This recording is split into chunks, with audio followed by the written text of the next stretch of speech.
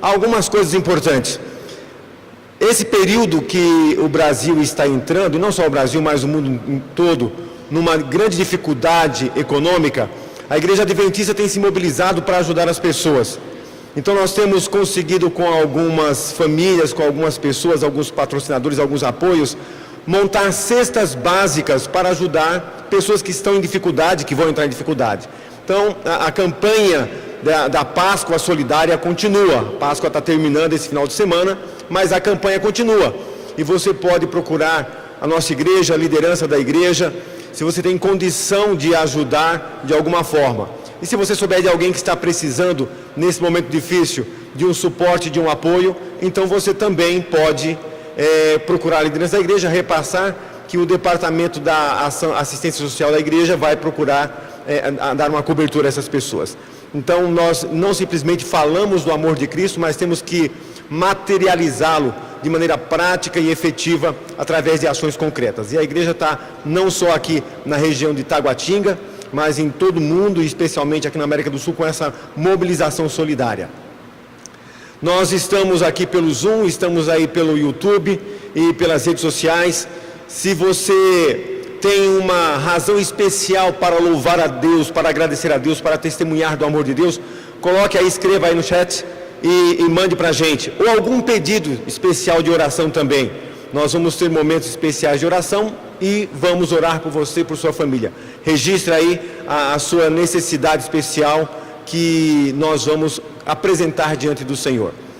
Nesse sábado, de maneira especial, nós estamos celebrando algo que tem marcado a cristandade, que é a Semana Santa. E eu vou abrir a palavra de Deus daqui a pouquinho para a gente meditar. Mas deixa eu falar algumas coisas para vocês nesse contexto de paixão de Cristo, de Semana Santa, de história da cruz. O tema que eu escolhi para a nossa reflexão dessa manhã é efeito colateral. E por que eu escolhi esse título para a minha reflexão, para a minha mensagem? Esses dias nós acompanhamos, não só no Brasil, mas em vários lugares do mundo, nesse combate à pandemia, a proposta de medicamentos e de algum medicamento específico, e havia questionamentos que pudesse haver algum efeito colateral, embora já seja um medicamento que esteja sendo utilizado para tratar diversas enfermidades há dezenas de anos, mas havia uma preocupação com efeitos colaterais. E aí vem os médicos para explicar se tem efeito colateral, se não tem, se o efeito é danoso, se não é, se é perigoso, se é problemático. E eu fiquei pensando, efeito colateral. Na realidade, essa expressão é uma expressão muito comum da farmacologia, da ciência, quando se refere de maneira especial a medicamentos, essa coisa do efeito colateral. Mas existe também, na cinematografia, vários filmes com esse título, colateral ou efeito colateral. Então, é interessante, porque as pessoas se apropriaram desse termo, dessa expressão, para fazer música, para fazer filmes. E a medicina fala disso, e essa expressão foi muito utilizada nesses últimos dias, né, nesse clima de pandemia.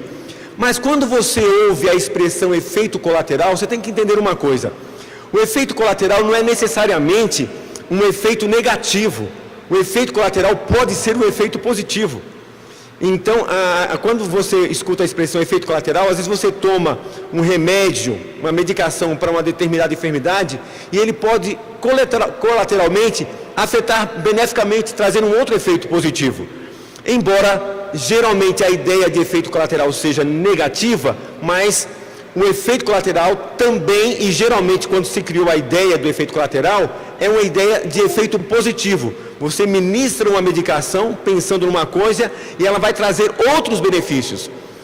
A ideia que as pessoas usam para efeito colateral deveria ser, na realidade, a expressão efeito adverso. Efeito adverso é um efeito indesejado quando você ministra uma medicação. Então, isso chama-se efeito adverso. O efeito colateral teria uma conotação positiva, o efeito adverso uma conotação negativa. Então, o que tem isso a ver com a cruz, com a paixão de Cristo, com a Semana Santa? Tem a ver o seguinte, que o sacrifício de Cristo tem um benefício primário, tem um benefício objetivo. Cristo veio ao mundo para morrer por todos nós, deu seu sangue, a sua vida, e nós sabemos disso. E o objetivo primário é resgatar o homem do pecado e possibilitar que esse homem tenha direito ao acesso novamente à eternidade, ao céu e à vida eterna. Então esse é o efeito primário da medicação ministrada pelo sangue precioso de Jesus. Mas além desse efeito, existem alguns outros efeitos colaterais que a humanidade, que o planeta, que o cosmos recebe como benefício da cruz. A cruz do Calvário não tem contraindicação para aquele que se apropria do sangue de Cristo. Muito pelo contrário, tem efeitos colaterais positivos de diversos aspectos. Efeitos colaterais para a família, para o trabalho, para enfrentar os desafios da vida. Mas para considerar isso, nós vamos ver na Bíblia qual é o efeito direto e o efeito colateral da cruz do Calvário. E vamos ver também na Bíblia qual é o efeito adverso. Ué, mas existe um efeito adverso na cruz do Calvário? Sim, existe um efeito adverso na cruz. Vamos então pensar a partir do efeito colateral. Nós estamos aí trabalhando a Semana Santa. Para a cristandade, para o cristianismo, a Semana Santa começa no domingo, chamado Domingo de Ramos, quando Jesus, conhecido, denominado Domingo de Ramos, quando Jesus entra em Jerusalém, no início daquela semana, e ele entra num jumentinho e é aclamado, e as pessoas vão colocando folhas e ramos no seu caminho. Então ali começa a Semana Santa. Depois na quinta-feira, que também é chamada de Quinta-feira Santa, quando ele participa da Santa Ceia, a sexta-feira, chamada Sexta-feira propriamente Santa, o sábado de Aleluia e o domingo de Páscoa. Então são esses os elementos constituintes basicamente da Semana Santa, da Semana da Paixão. Agora, existe uma coisa importante que a gente precisa conhecer e entender sobre esse assunto da Semana Santa ou da Semana da Paixão. Quando a gente pensa na Semana Santa, existem alguns elementos que foram agregados à Semana Santa. Hoje em dia, quando as pessoas pensam em Semana Santa, pensam muitas vezes em ovo de chocolate, em coelho da Páscoa.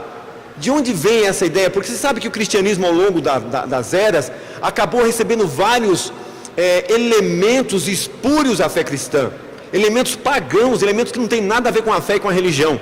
O Natal tem vários desses elementos, e a Semana Santa também.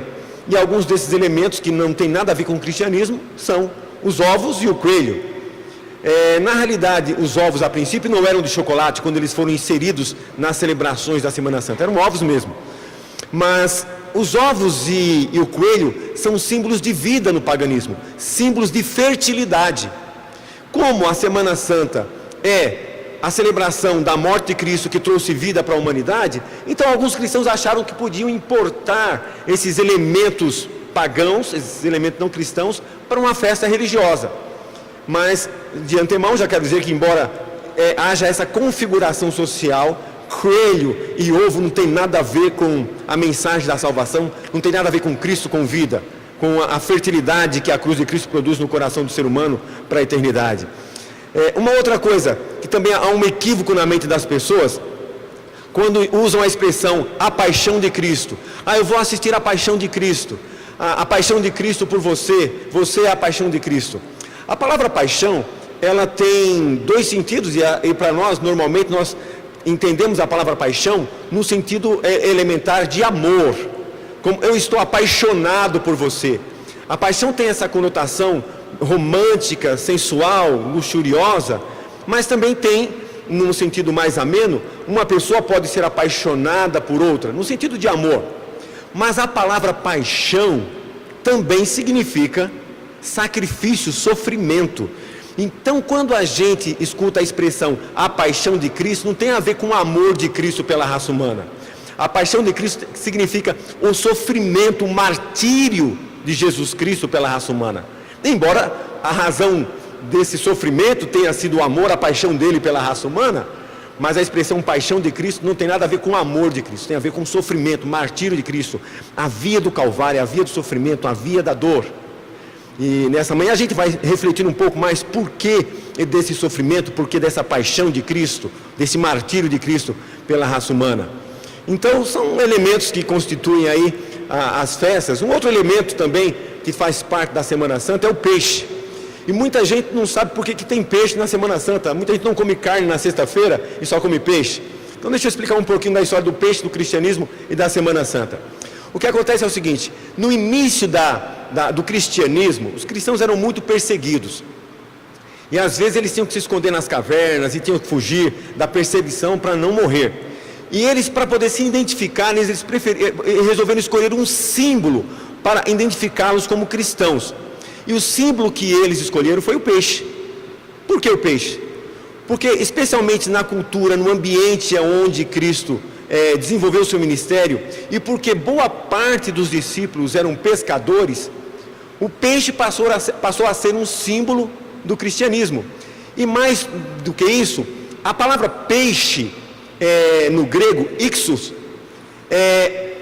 eles fizeram um acróstico dessa palavra, e o acróstico de peixe em inglês era Jesus Cristo, Filho de Deus, o Salvador. Então, em grego, na palavra peixe, tem esse acróstico, por isso fizeram essa coligação. Então, os cristãos primitivos, eles colocavam em vários elementos pessoais o símbolo do peixe. E quando um cristão via aquele símbolo em alguma mala, em alguma roupa, em algum objeto, em alguma casa, já sabia que ali era de um cristão. Era um símbolo de identificação dos cristãos. Então era um símbolo de vida também. Por isso que ao longo da história do cristianismo, era um ato de gentileza um cristão ofertar um peixe para o outro. Então era uma celebração da fraternidade cristã, da identificação do cristianismo, essa troca de peixes entre os cristãos. Isso no decorrer da história do cristianismo. Então muita gente não sabe como é que isso veio parar. Só que em algum momento, nas celebrações da Semana Santa, como os cristãos primitivos tinham o costume de trocar peixes como um ato de generosidade, nós estamos sem ninguém na igreja aqui, estamos com a igreja vazia, mas eu não vejo a hora de poder voltar a ter o culto normal com a igreja cheia de gente. E eu queria, quem sabe, no primeiro sábado, em algum sábado depois a gente voltar, fazer uma grande celebração com uma festa, com muita comida, depois do culto, fazer um junta-panela aí, para a gente celebrar, porque crente gosta de estar junto e crente gosta de comer, e não é de hoje. Então, desde o tempo bíblico, crente gosta de comer, a celebração do crente era com comida. A Santa Ceia é comida. O céu vai ter uma grande ceia, é comida. O Senhor, Jesus Cristo, é o pão da vida.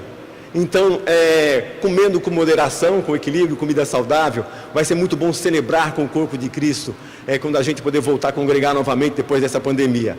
Mas é um elemento que foi agregado aí também às celebrações da Semana Santa.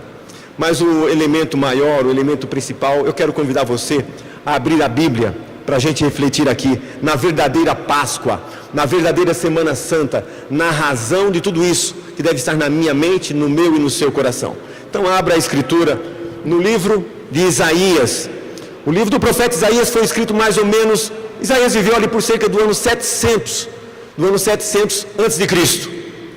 E é interessante, você vai perceber que a narrativa desse capítulo aqui, 53, livro de Isaías, capítulo 53. Alguns teólogos chamam esse capítulo o verso, a porção de ouro do Velho Testamento. Isaías 53 é a porção de ouro do Velho Testamento. É o evangelho do Antigo Testamento. O pessoal chama o profeta Isaías de o profeta evangélico, porque ele fala do evangelho. Dos 66 livros do profeta Isaías, 39 capítulos do livro do profeta Isaías tem características messiânicas, ou seja, falavam do Messias, falavam de Jesus. Então esse livro foi escrito por Isaías mais ou menos 700 anos antes de Cristo. Mas quem lê é uma narrativa clara de Jesus Cristo, da sua paixão, do seu sacrifício, e a gente vai ver isso aqui. Agora, só mais uma coisa em relação aqui, eu falei que o livro de Isaías é um livro messiânico, e no Velho Testamento existem profecias messiânicas, e Jesus Cristo é chamado na Bíblia de Messias, e aqui vem algumas coisas importantes. O que significa a palavra Messias?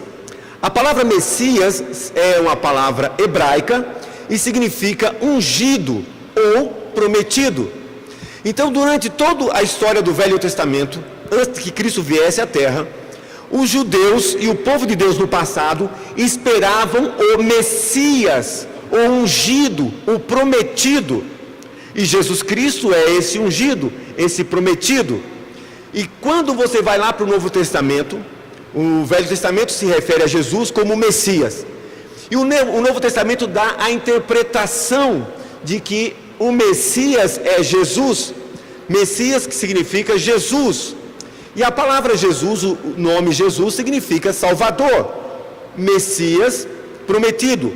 Cristo é a tradução de Messias, Jesus Cristo, Salvador prometido. Quando você diz a expressão Jesus Cristo, você está dizendo o Salvador prometido veio.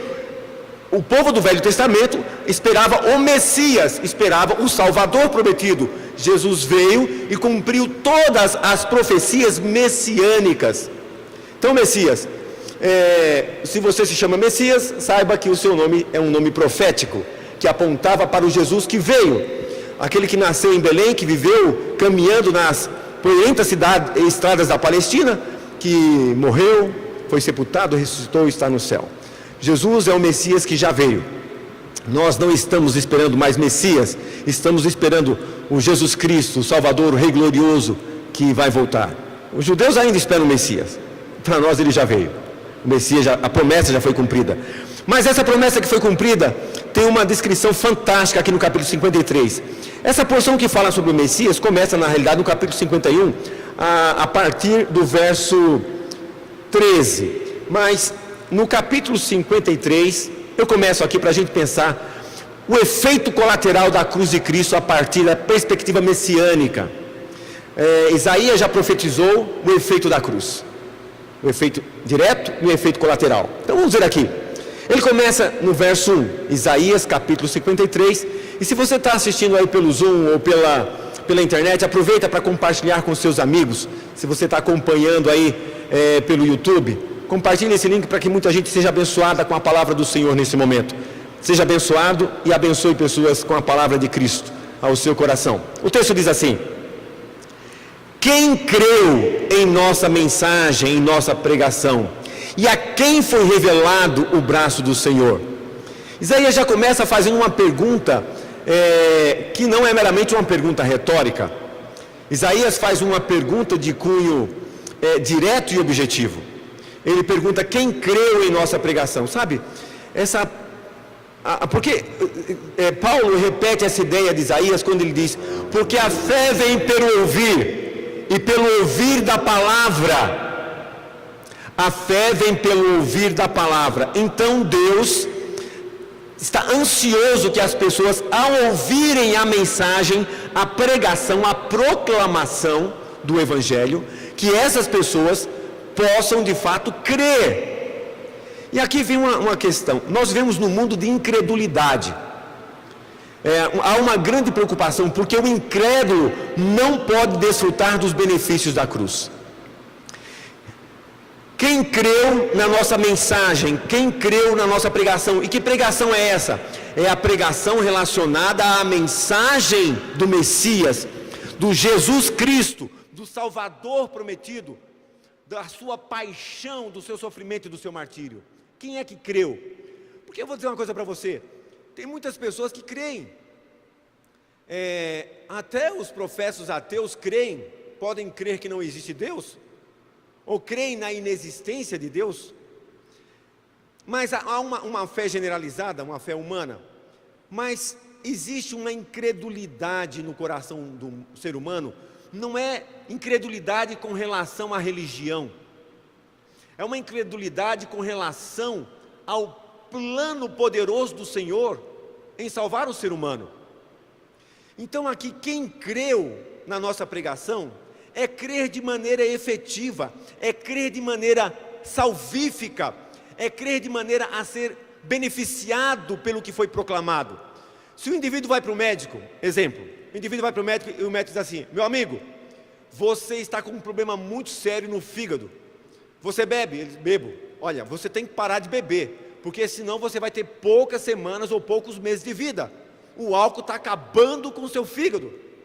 E o cidadão sai do médico dizendo assim: o médico tem razão, o médico se preparou, ele sabe tudo sobre o organismo e sabe dos malefícios do álcool. Eu acredito nele que eu tenho que parar de beber. Mas se ele vai embora do consultório e continua bebendo, aquela professa crença no médico não exerceu um poder o quê? Restaurador na vida dele, para qualquer enfermidade. Quando alguém sabe que está num caminho errado, e você diz para essa pessoa assim: olha, Isso aqui é errado, isso aqui está complicado, isso vai atrapalhar, vai estragar a sua vida, se você continuar procedendo assim. E a pessoa diz assim para você: você tem razão, isso é verdade. Mas se ela não muda o seu procedimento, se ela não muda, ela não acreditou efetivamente, ela não creu para a transformação da vida. Uma vez eu estava caminhando pela rua e eu vi um papelzinho no chão, um folhetinho, um panfleto, e eu peguei porque me chamou a atenção. Estava escrito assim: perdido por 45 centímetros. E eu peguei aquele papel, estava meio cheio de terra, eu tirei a terra, e quando eu abri, dizia assim: algumas pessoas vão perder o céu, vão perder a eternidade por causa de 45 centímetros. E o texto dizia assim, que a distância média entre o cérebro de um ser humano adulto e o seu coração é em torno de 45 centímetros. E muitas pessoas ouvem a palavra, a pregação, a mensagem de Deus, a mensagem da cruz, a mensagem de Cristo. Essa mensagem chega aos seus ouvidos, essa mensagem vai ao seu cérebro, processada na mente mas não desce para o coração. Não desce para o coração com o poder de transformar a vida. Então a pessoa até acha bonito, que lindo, Jesus morreu por mim, que maravilhoso, Deus é poderoso, Ele criou o mundo, Ele tem poder de restaurar casamentos, Ele tem poder de restaurar a saúde. Acredita em vários aspectos que sejam do seu interesse pessoal, acreditam até no ser sobrenatural e poderoso que é o Senhor Jesus Cristo, mas não acreditam para deixar a mensagem do Evangelho, a mensagem da cruz entrar em seu coração.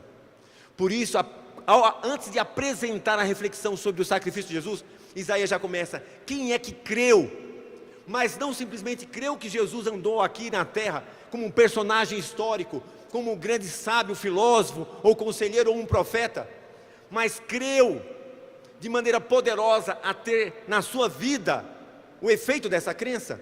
E veja que o versículo 1 de Isaías 53 fala que essa crença, ela é estabelecida de uma forma fantástica. Olha só: e a quem foi revelado o braço do Senhor? Essa expressão braço do Senhor na Bíblia, ela é muito significativa. Ela é significativa porque ela significa proteção, significa direção. O braço do Senhor na vida de alguém é proteção, é amparo, é segurança, é conforto, é salvação, é direcionamento na vida da pessoa. A quem foi revelado? Veja, a mensagem ao ser pregada, o braço do Senhor é revelado, ou seja, a direção, a bênção, a orientação de Deus está na vida dessa pessoa. Então veja só, deixa eu fazer uma pergunta para você. Talvez você frequente igrejas, talvez você assista programas de televisão, talvez você procure na internet mensagens sobre Deus, você admire muita coisa sobre Deus.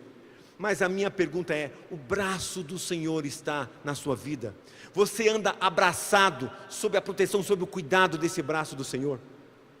Esse braço forte, que é capaz de te livrar dos perigos deste mundo, que é capaz de te livrar do domínio do pecado. Sabe, quem creu nessa palavra, permite que o braço do Senhor esteja na sua vida. Não é um mero espectador, não acredita da língua e da mente simplesmente. Porque tem gente que acredita da boca para fora, tem gente que acredita na sua mente, mas não acredita no seu coração, porque Jesus disse: dá-me, filho meu, o teu coração. Então, para você saber se você crê para a salvação, é se essa crença altera a sua vida, na família, no trabalho, na vizinhança, no segredo do seu coração, naquilo que você é quando ninguém está vendo. Essa crença afeta a sua vida dessa forma? Então o braço do Senhor tem se revelado no seu coração e na sua vida. E aí então ele passa a descrever, depois de ele fazer essa introdução, nos chamando a viver numa dependência do braço do Senhor, ele diz: ele cresceu diante dele como um broto tenro, como uma raiz saída de uma terra seca. Ele não tinha qualquer beleza ou majestade que nos atraísse, nada havia em sua aparência para que o desejássemos. A primeira descrição que Isaías faz aqui a respeito de Jesus é que não havia nada aparentemente, humanamente falando, que nos atraísse a Ele. Ele não veio, como os judeus esperavam, como um monarca, como um rei, cheio de soldados e exércitos poderosos. Ele veio como um carpinteiro, como um peregrino da Palestina. Então, humanamente falando, não havia nada. E a descrição é muito interessante. Ele nasceu, ele apareceu como um brotozinho numa terra seca. Um brotozinho numa terra seca. O renovo. Ninguém dá nada por ele. Aquele broto cresceu. Ele foi desprezado, rejeitado pelos homens. Um homem de dores, experimentado no sofrimento. Como alguém de quem os homens escondem o rosto, foi desprezado. E nós não tínhamos a ele em estima. Eu fico muito interessante. Minha esposa é psicóloga. E de vez em quando a gente conversa sobre alguns males que destroem vidas humanas. E existe uma coisa que se fala pouco, mas que se sofre muito por causa dela. Hoje nós falamos muito da ansiedade, da depressão, da angústia. São os males do século 21. Mas existe uma coisa que altera totalmente a vida das pessoas. É a tal da rejeição, do desprezo. Pessoas que foram rejeitadas na infância ou se sentiram rejeitadas, algumas no ventre da mãe. Quantas pessoas carregam traumas para a sua vida porque foram rejeitadas no ventre da mãe, foram rejeitadas pelo pai, foram desprezadas pelo marido, pela esposa, no ambiente de trabalho, na escola, o bullying, é desprezo, é rejeição. Jesus foi desprezado, foi rejeitado. Então, meu amigo, meu irmão, se alguém próximo, alguém que te devia acolher e te aceitar, te amar, te respeitar, te desprezou, te rejeitou, isso está acabando com a sua vida, saiba que Jesus não te rejeita, Jesus não te despreza, Jesus te aceita como você é e transforma você pelo poder do seu sangue naquilo que você precisa ser. Rejeição, desprezo é um mal terrível que a humanidade sofre, e Jesus sofreu tudo isso como ninguém. E a palavra diz que nós não o tínhamos em estima. É interessante que nas correspondências, a gente às vezes escreve para as pessoas assim: meu caro fulano, meu estimado, prezado. São palavras sinônimas, né? Estimado, meu caro, meu prezado. Jesus não foi estimado, nem caro, nem prezado pela raça humana. A palavra diz que ele veio para os seus, e os seus não tinham em estima, o desprezaram, rejeitaram. Coisa terrível e dolorosa. Aqui diz no verso 4, Isaías 53, diz assim: certamente ele tomou sobre si as nossas enfermidades, e sobre si levou as nossas doenças, contudo nós o consideramos castigado por Deus, e por Deus afligido e aflito. Mas ele foi traspassado por causa das nossas transgressões, foi esmagado por causa das nossas iniquidades. Sabe, meus amados, Jesus, esse texto é interessante, porque aqui fala que ele levou sobre si as nossas enfermidades, as nossas doenças, as nossas dores. Ora, parece um contrassenso aqui. Se Jesus levou o nosso sofrimento, a nossa dor e a nossa enfermidade, por que a gente ainda sofre? Por que a gente não fica doente? A gente que entrega o coração para Deus e ainda a gente ora: Senhor, não me deixa ficar doente. A gente fica, e quando fica doente: Senhor, me cura, não deixa eu ficar sofrendo com essa doença. Em vez de muitas vezes de ficar curado, a gente morre. E onde é que está o poder salvífico de Jesus para tirar a enfermidade, para evitar, para tirar? Sabe, as enfermidades humanas estão em diversas dimensões. Jesus, ele experimentou todo tipo de enfermidade. Enfermidade física, dor física. Ele experimentou a enfermidade mental, emocional, social, psicológica, todo tipo de enfermidade. E algumas enfermidades Jesus não permite que sejam retiradas, porque nós estamos ainda vivendo num mundo de pecado. E a confirmação dessa promessa, que todas as enfermidades serão tiradas, será no restabelecimento glorioso do seu reino. E a Bíblia diz no Apocalipse que então não haverá mais morte, nem dor, nem sofrimento, nem enfermidade, nem lágrima nenhuma. Tudo será passado. Então, no processo salvífico do Senhor, algumas coisas nós recebemos e desfrutamos totalmente aqui, e outras desfrutamos parcialmente. Mas tem pelo menos algumas enfermidades que nós já podemos desfrutar. A cura, as enfermidades da alma, causadas pelo pecado, causadas pelos desajustes desse mundo complicado, das relações interpessoais entre marido e mulher, entre pais e filhos, entre irmãos, as relações de trabalho, as relações dentro da igreja. Quanta gente machucada, ferida, magoada, rancorosa. Essas enfermidades podem ser totalmente curadas, porque Jesus, ele é especialista em curar a enfermidade da alma, porque a alma dele foi afligida. Veja, lá no meio dos seus algozes, quando estava todo mundo acusando na cruz e falando aquelas coisas terríveis dele, meteram ele, pregaram ele numa cruz ali, e ele disse: Pai, perdoa, porque não sabem o que fazem. A alma de Jesus, ferida e machucada, era curada pelo amor. Só uma alma inundada pelo amor de Cristo pode ser completamente curada. E aí então o resultado disso, olha o efeito aqui, ó.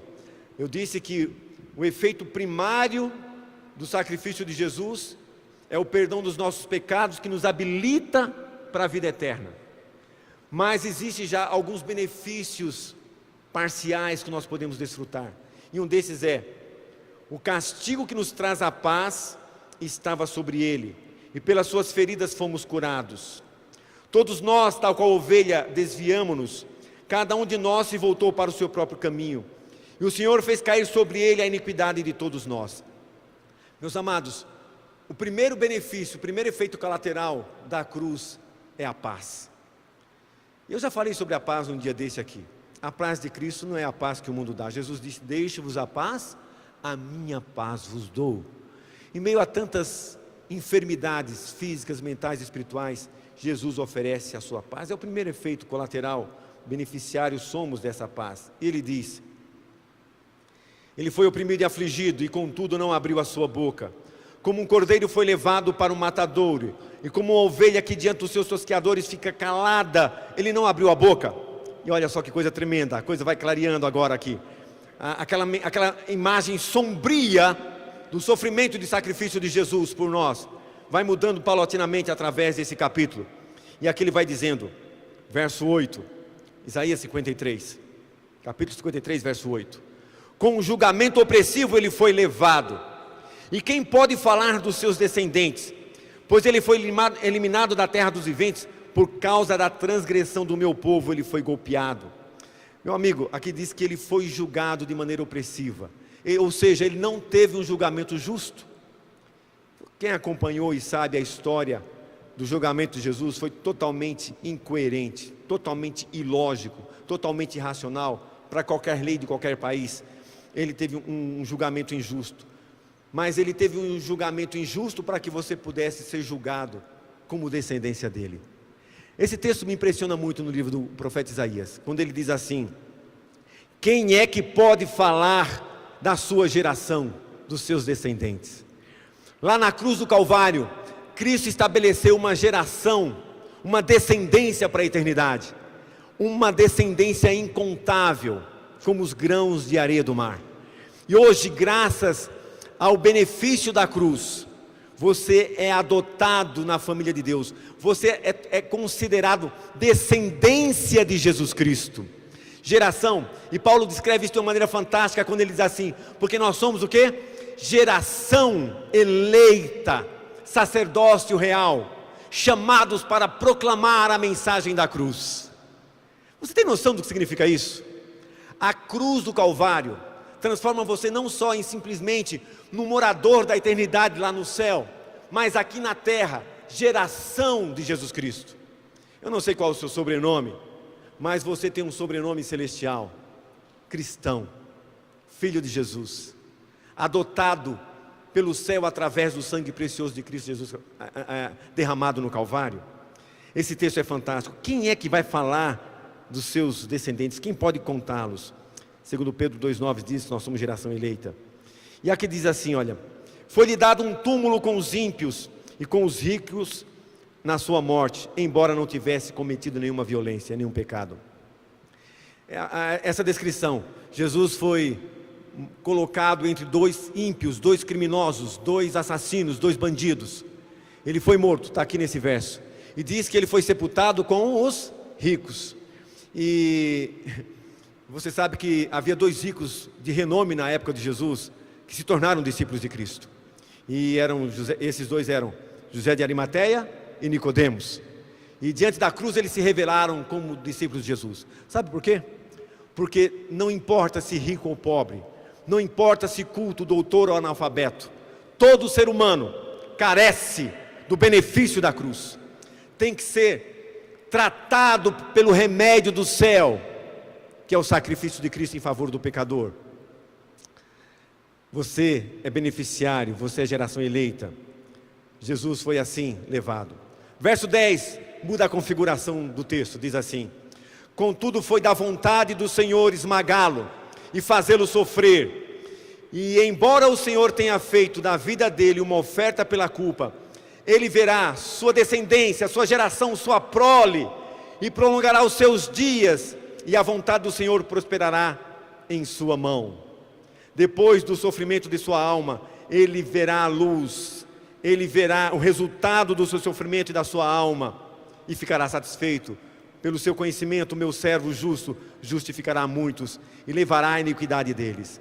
Meus amados, isso é tremendo, isso é fantástico, isso é maravilhoso. Jesus Cristo, a palavra diz que ele não foi morto pelos judeus, ele não foi morto por mim, ele foi morto por minha causa. E os instrumentos de morte foram os soldados romanos e os judeus que estavam envolvidos naquela trama. Mas um ser humano não pode matar Deus. Embora Cristo fosse homem, senão ele não teria morrido. Ele era Emanuel, Deus conosco. Ele foi morto pelo Deus. Só Deus tem vida e só Deus pode tirar vida. E ele foi morto por Deus por dois motivos. Primeiro, porque só Deus pode matar Deus. Segundo, porque a morte de Cristo não foi uma morte inconsequente, impensada. Faz parte de um plano elaborado pelo próprio Pai, pela Trindade. Cristo veio voluntariamente. Ele não foi empurrado lá do céu para morrer pela raça humana. Ele se deu pelo ser humano, num plano conjunto, Pai, Filho e Espírito Santo, em favor da raça humana. Então, o plano de resgatar o ser humano envolvia a morte de Cristo. Por isso que aqui diz que ele foi da vontade do Senhor. E quando eu vejo isso, eu imagino aquela cena do Calvário. Jesus lá na cruz, ele diz assim: Deus meu, por quê? Por que me desamparaste? Onde é que Deus estava? Onde é que o Pai estava na hora da cruz? Onde é que ele estava? Ele saiu para dar uma volta? Não. Pai, Filho e Espírito Santo, assim como estavam no batismo quando Jesus iniciou o seu ministério, assim como estavam no nascimento virginal de Cristo aqui na terra, assim como estavam na criação do planeta, na criação da raça humana, assim como estarão unidos no recebimento dos pecadores quando Cristo vier nas nuvens dos céus. A Trindade, juntamente com os anjos, vai estar lá. Na cruz a Trindade ali estava. O Pai simplesmente virou o rosto, porque a nuvem de pecados que envolveu Cristo cobriu a face do Senhor Jesus Cristo da face do Pai. E quando eu penso na imagem da cruz, embora Cristo tenha usado aquela expressão, Deus meu, por que me desamparaste? O Pai estava ao lado dele, mas a nuvem escura do pecado impediu que ele visse o Pai, e o Pai virou o rosto. E eu lembro, eu não sei, eu sou pai, eu já vi isso algumas vezes em algumas postos de saúde, hospital, quando uma mãe ou um pai tem que levar um bebê para tomar uma vacina, uma injeção. É uma cena muito complicada. A mãe ou o pai coloca a criança, se há injeção nas nádegas, coloca a criança no colo, de costas ali, a criança muitas vezes chorando, aí a enfermeira vem com aquela injeção, que tem ali talvez uns 8, 10 centímetros, mas no olho da mãe e do pai parece que tem 3 metros aquela injeção. Aquilo parece um facão, tão grande que é. E quando a enfermeira vem que aplica a injeção na criança, a criança dá aquele... Eu já vi isso, eu já fiz isso também. O pai e a mãe fecham o olho e viram o olho assim. Porque a dor parece que é na mãe e no pai que está levando a criança, não é assim? Você já viu essa cena? Foi mais ou menos o que aconteceu com Cristo na cruz. O pai sentiu como se fosse nele a dor. Ele pensou assim, se pudesse ser eu estaria aí nesse lugar. Mas meu filho, é você que tem que estar aí. Eu estou aqui segurando na sua mão, você não está me vendo, mas eu estou aqui. Isso é amor tremendo do Pai, do Filho e do Espírito Santo por você. O plano da redenção envolvia tudo isso. Por isso, quando Isaías descreve aqui a história da cruz, ele coloca o Pai junto, porque Deus sofre juntamente com Jesus Cristo por você. Ele anseia por você. E olha só, mas o sacrifício de Jesus não é em vão, não foi em vão. E vejam só que coisa tremenda. Diz esse verso seguinte, o verso final: por isso lhe darei uma porção entre os grandes, e ele dividirá os despojos com os fortes, porquanto derramou sua vida até a morte. Obrigado, Senhor. e foi contado entre os transgressores, pois ele levou o pecado de muitos, o meu e o seu, e pelos transgressores intercedeu. Então, Isaías, ele descreve o sofrimento de Jesus como se tivesse acontecido no passado, embora ele tenha escrito sobre esse assunto 700 anos antes de acontecer. Ele colocou no passado, e ele coloca mais um verbo no passado de um ato depois da cruz, que é a intercessão, que é a mediação. Jesus Cristo hoje está no santuário celestial mediando por nós, intercedendo por nós, e Isaías já profetizou isso. O Messias vem, vai sofrer tudo isso, mas não vai ser detido pela morte. A sepultura, nem a cruz, foi capaz de deter o nosso Senhor Jesus Cristo. Meus amados, eu disse que a cruz tem esse poder maravilhoso. É o remédio do céu para o ser humano. Não tem contraindicação. E tem vários efeitos colaterais maravilhosos na nossa vida, que além da eternidade, também traz benefícios para o nosso trabalho, para a nossa vida social, para a nossa vida familiar. A paz que excede todo entendimento chega ao nosso coração. Mas existe um efeito adverso na cruz. Efeito adverso é aquele efeito que o remédio provoca, que o farmacêutico, quando elaborou o remédio, não esperava, o médico, quando prescreveu, não esperava. Existe um efeito adverso da cruz. Vamos para fechar a nossa reflexão aqui, no livro de Filipenses, Novo Testamento. Um efeito adverso, um efeito inesperado, um efeito que não era desejado. Não é que não era esperado, porque Deus não é pego de surpresa, mas esse efeito Deus não gostaria que tivesse. Capítulo 3, livro de Efésios, versículo 18 e 19, diz assim,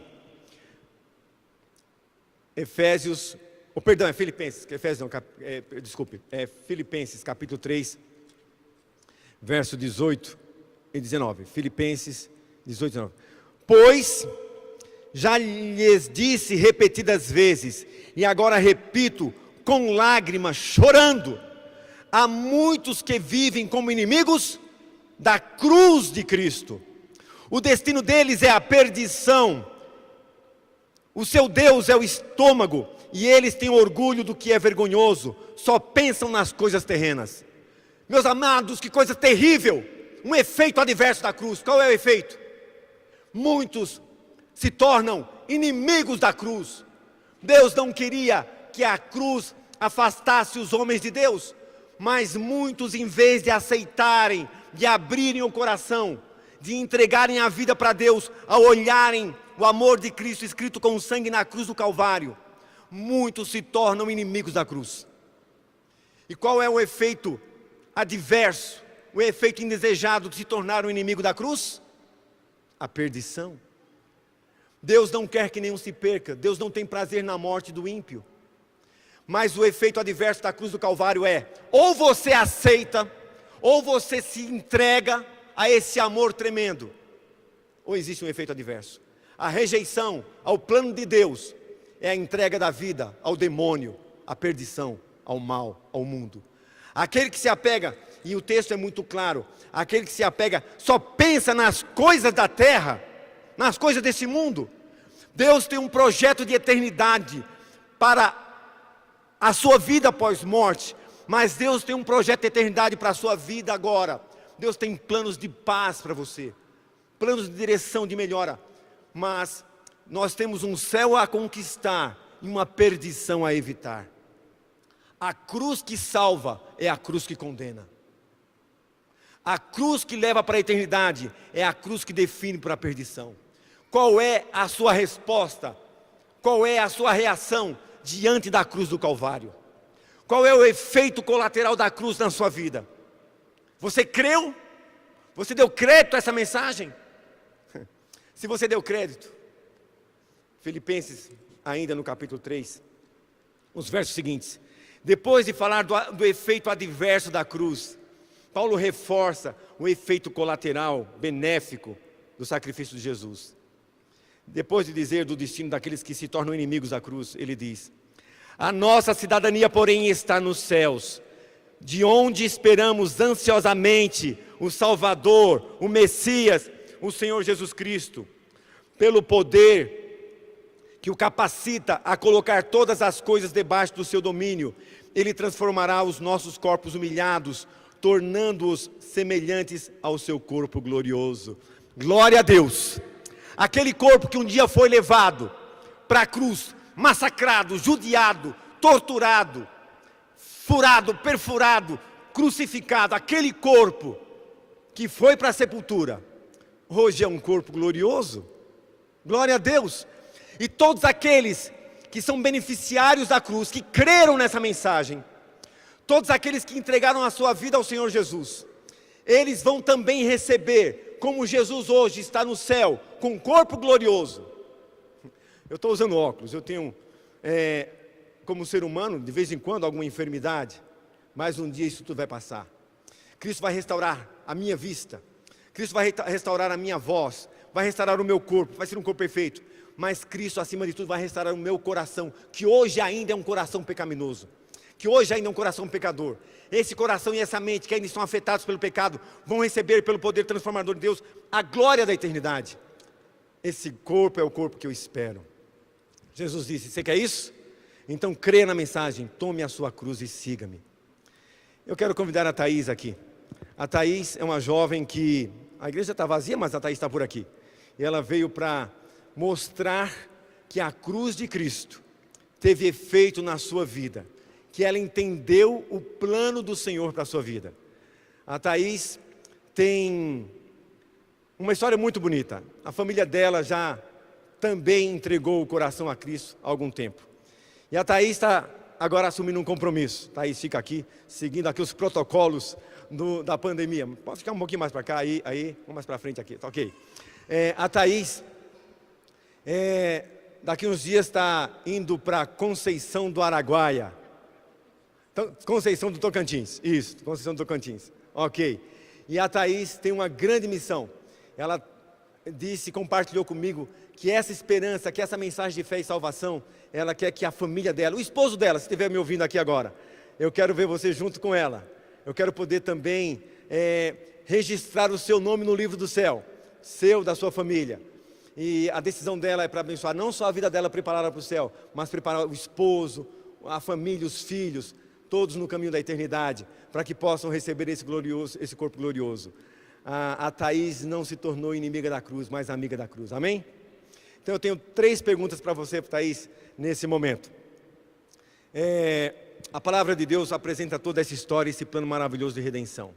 A minha pergunta é: compreendendo o plano de Deus para a raça humana, compreendendo o projeto de Deus para a sua vida pessoal, você crê que a Bíblia é a palavra de Deus? Você aceitou a Jesus Cristo como seu Salvador pessoal? Está disposto a colocar todos os ensinos da palavra na sua vida? Muito bem, se você crê e se você aceita, agora vem a segunda pergunta. Nós que somos discípulos de Jesus, que estamos aguardando a volta de Jesus para confirmar a grande promessa que Ele nos fez, temos a responsabilidade de viver o Evangelho e proclamar esse Evangelho, essa mensagem. Nós nos tornamos pregoeiros dessa mensagem. A minha pergunta é: você acredita na volta de Jesus? É seu desejo estar preparada para quando Ele voltar a levar você para a eternidade? Está disposta a ajudar outras pessoas a irem para o céu também? Amém, glória a Deus por isso. A palavra diz que quem crer e for batizado será salvo. Isaías disse: quem deu crédito? Mas crer leva a uma ação, é entregar o coração e a vida, isso tem que ser materializada. Deus demonstrou o seu amor enviando o seu Filho, Jesus mostrou o seu amor morrendo na cruz, e nós mostramos o nosso amor em resposta, entregando a nossa vida e sendo batizado. A Bíblia diz que quem crer e for batizado será salvo. O batismo não salva, mas é um pré-requisito de todos aqueles que querem ser salvos. Então a minha pergunta é: Thaís, é desejo seu, de livre e espontânea vontade, ao ter entregue o seu coração e a sua vida a Deus, ser batizada nas águas por imersão, como Jesus Cristo foi batizado lá no Rio Jordão, em nome do Pai, do Filho e do Espírito Santo? É seu desejo de se tornar membro da Igreja Adventista do Sétimo Dia? Muito bem, esse é o desejo dela, é o desejo do céu, é o meu desejo, eu sei que é o desejo da família e da igreja que está me assistindo aí pelo YouTube, pelo Zoom, pelas redes sociais. Então eu vou fazer uma pergunta à minha igreja, eu não estou vendo todos, mas se você está feliz, os que eu estou vendo daqui, se você está feliz com a decisão dela e fica feliz que ela seja aceita como membro da igreja, levante sua mão. Dê o seu alô aí, amém. Estou vendo aí no Zoom algumas mãos levantadas. Deus abençoe, igreja. Deus abençoe. Nós vamos ouvir uma música muito especial. E essa música fala dessa determinação em obedecer, em seguir, em se submeter, em andar, dessa dependência na mão de Deus. Enquanto nós...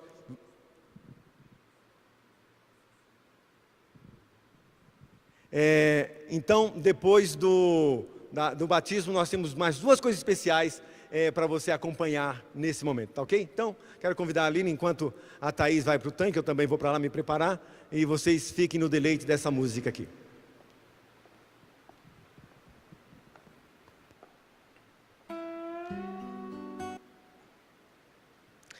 Bom dia, irmãos. Feliz sábado. A igreja tem pouquíssimos membros, né? Mas a transmissão aqui está acontecendo. Que você possa ter essa música como ideal de vida.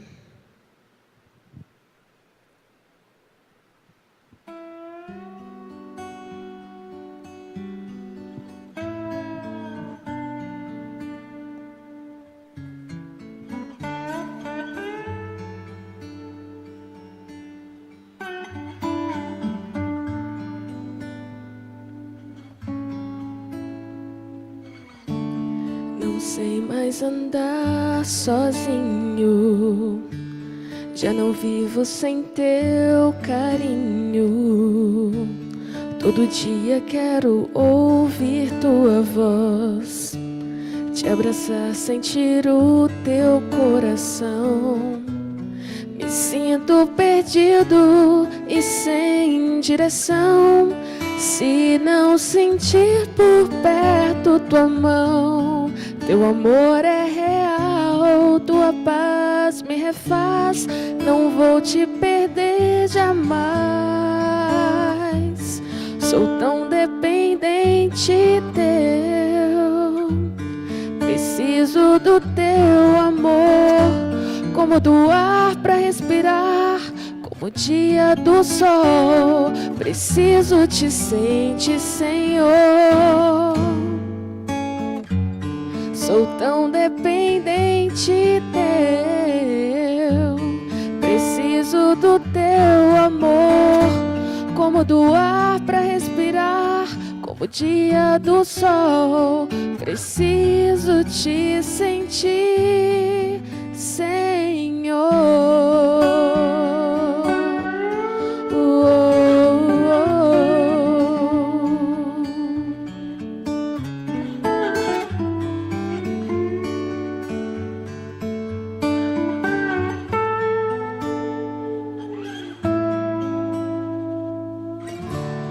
Não sei mais andar sozinho, já não vivo sem teu carinho.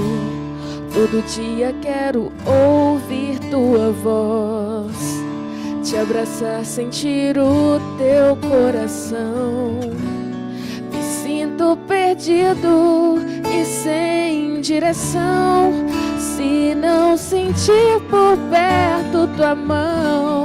Teu amor é real, tua paz me refaz, não vou te perder jamais. Sou tão dependente teu, preciso do teu amor, como do ar para respirar, como o dia do sol. Preciso te sentir, Senhor. Sou tão dependente teu, preciso do teu amor, como do ar para respirar, como o dia do sol. Preciso te sentir, Senhor.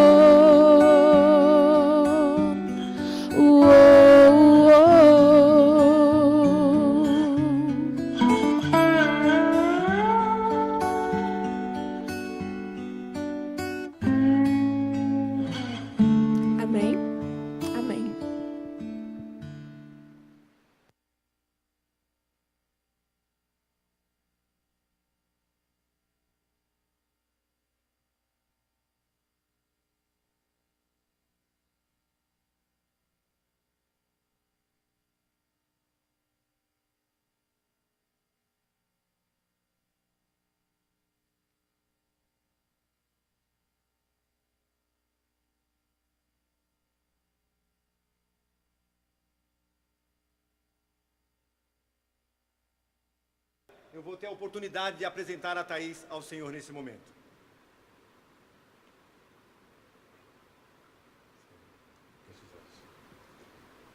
Minha prezada irmã Thaís, é um momento muito especial quando a igreja aqui representada e acompanhando pelas redes sociais o teu batismo pode ver o teu testemunho de fé. Conforme decidisse em teu coração aceitar o sacrifício de Jesus e o seu amor, teu nome será escrito no livro da vida do Cordeiro. Portanto, como ministro do Evangelho na Igreja Adventista do Sétimo Dia, eu tenho a honra de batizá-la em nome do Pai, do Filho e do Espírito Santo.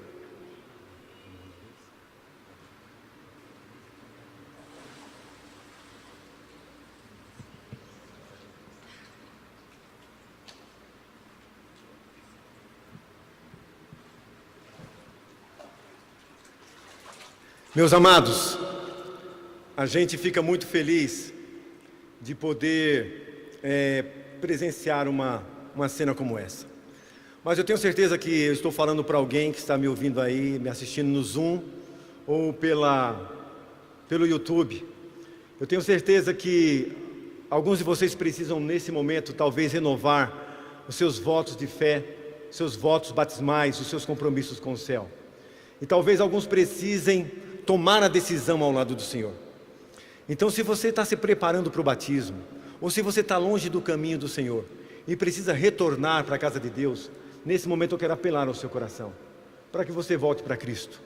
Nas próximas semanas eu estarei aqui de volta, trazendo outras pessoas.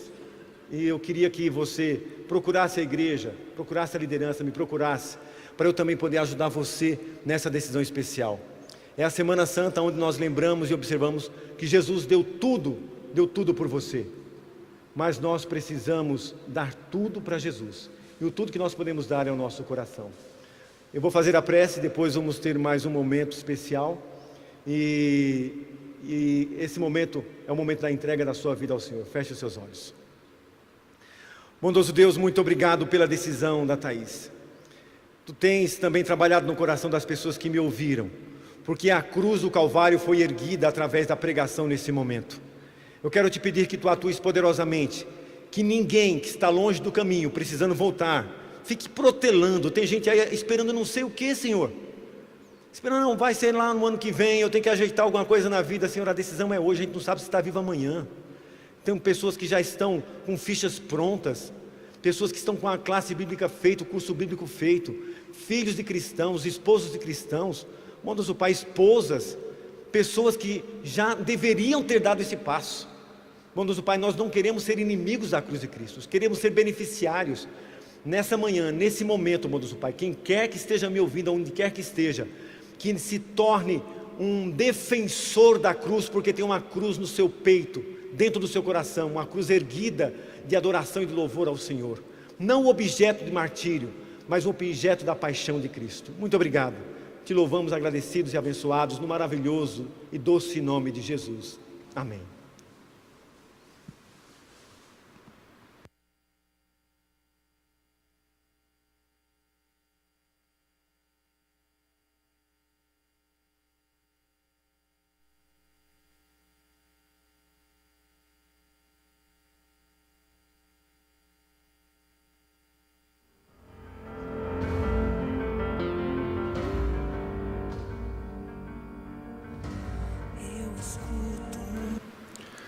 Foi uma grande bênção, não é verdade?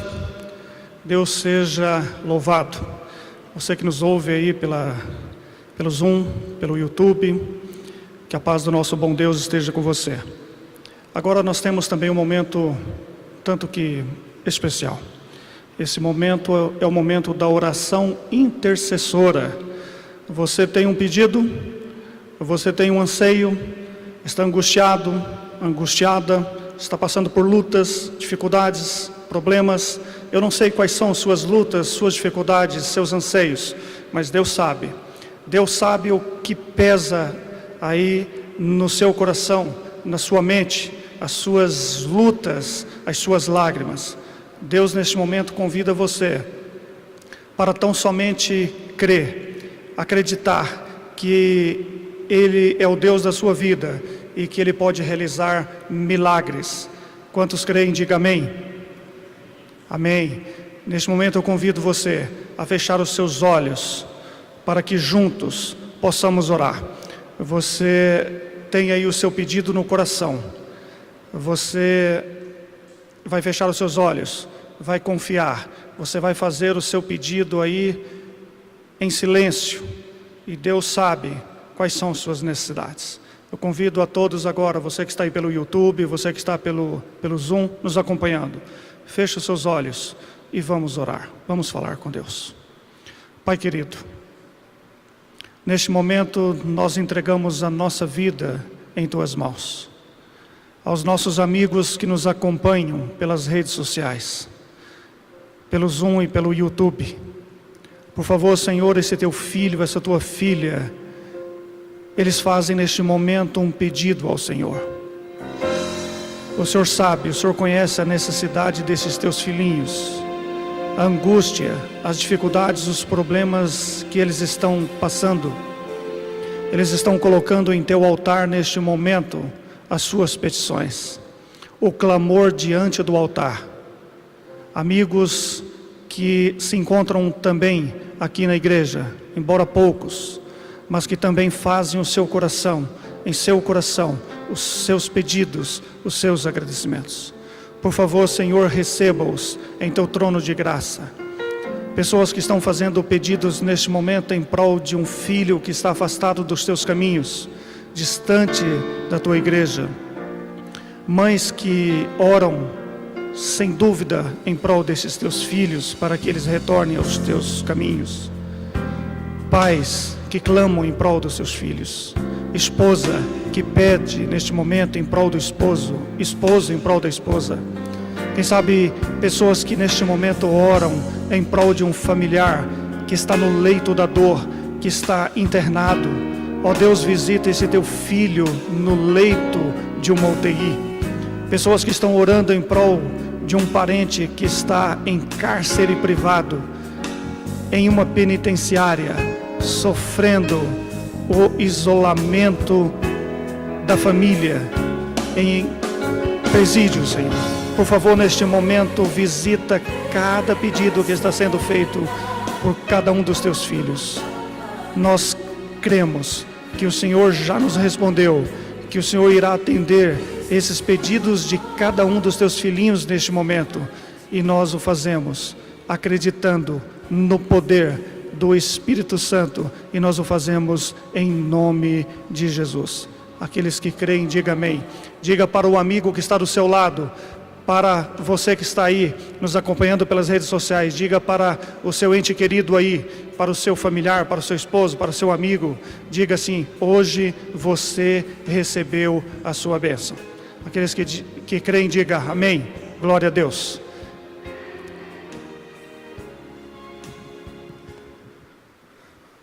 Muito bem, estamos partindo aqui para os nossos momentos finais dessa manhã.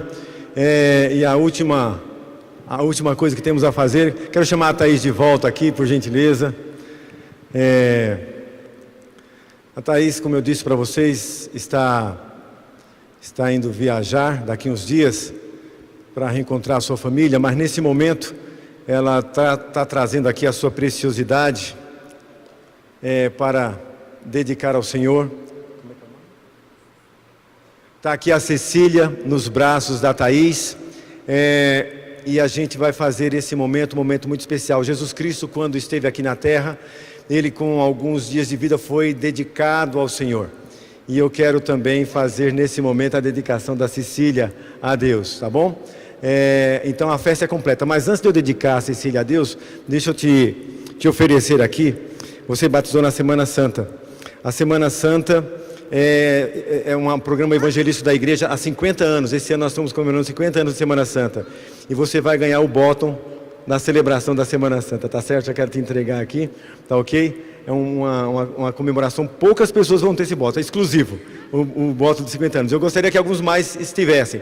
Mas como tinha algumas pessoas que iam batizar hoje, e por questões de saúde, de família, não puderam, ficou para a semana que vem.